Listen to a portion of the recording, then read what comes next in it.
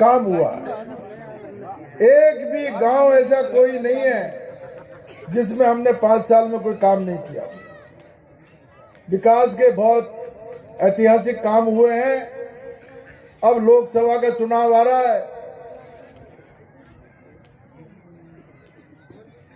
कोई को टिकट किसको मिलेगा किसको नहीं मिलेगा,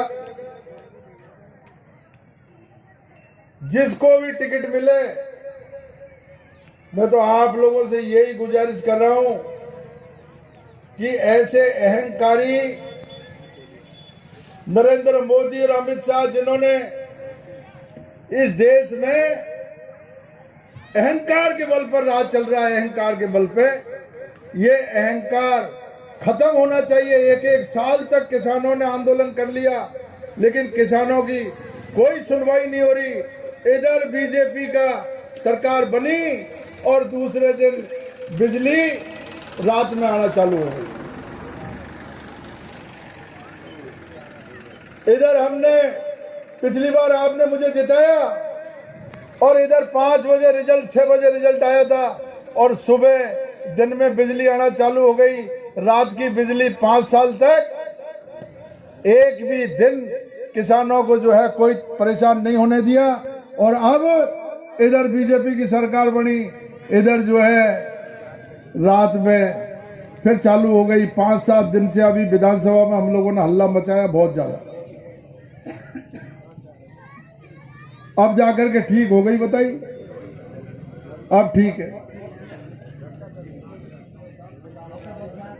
इसलिए मैं आप लोगों से गुजारिश करूंगा, ये कहना चाहूंगा कि जो किसानों के हित में काम करे, गरीबों के हित में काम करे, हमारे युवाओं के हित में काम करे और गांव के हित में काम करे, उसको हमको वोट दे करके जिताना चाहिए।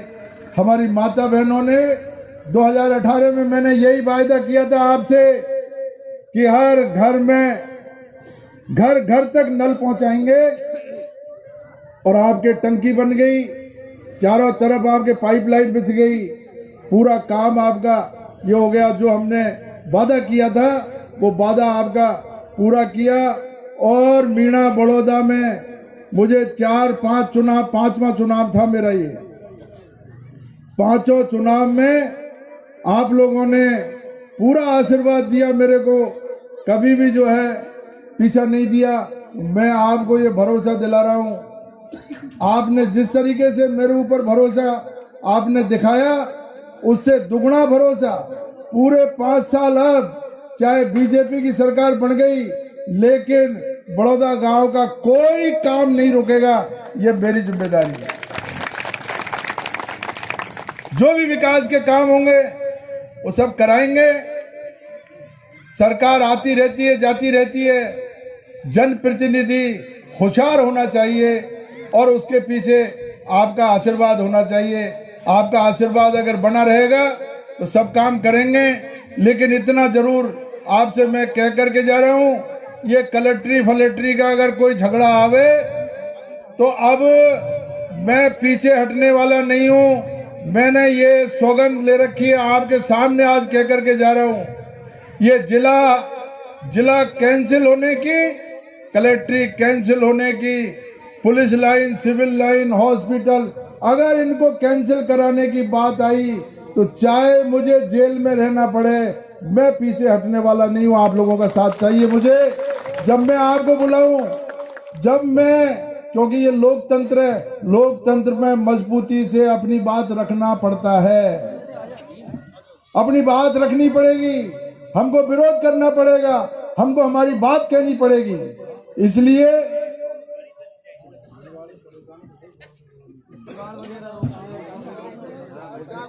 तो ये तो जो है ये बात रही। अभी हमारे कुछ युवा कह रहे हैं कि थाने वाले जो है परेशान कर रहे हैं।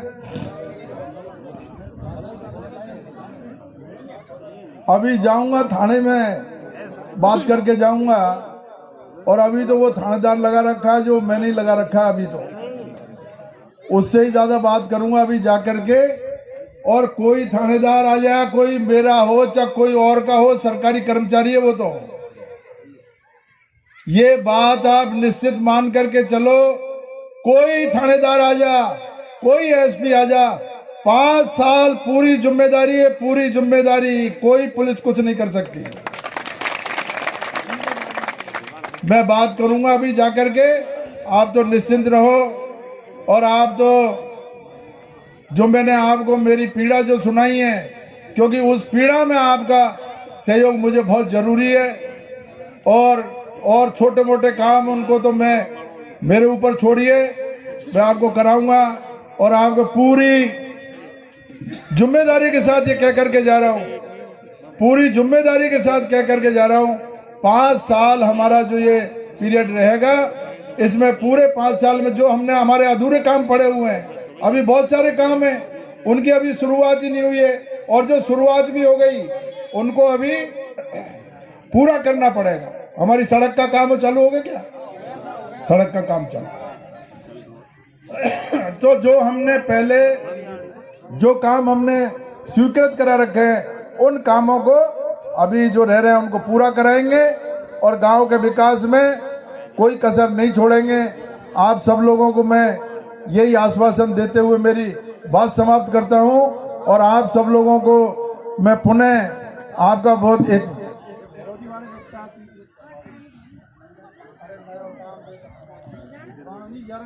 अभी भाई अशोक जेब खाली है, अभी जेब खाली है। अभी तो बजट पास होएगा, बजट पास होते ही आप बताना, काम दोबारा आऊंगा। जो आप काम बताओगे, मैंने कह दिया, बड़ौदा में, बड़ौली में जो भी काम आप बताओगे विकास के, कोई कमी नहीं आने दूंगा। सरकार से लड़ूंगा, झगड़ूंगा, कहीं से भी पैसा लेकर के आऊं, आपका विकास का काम नहीं रोका गया। आपको बहुत बहुत धन्यवाद जो आपने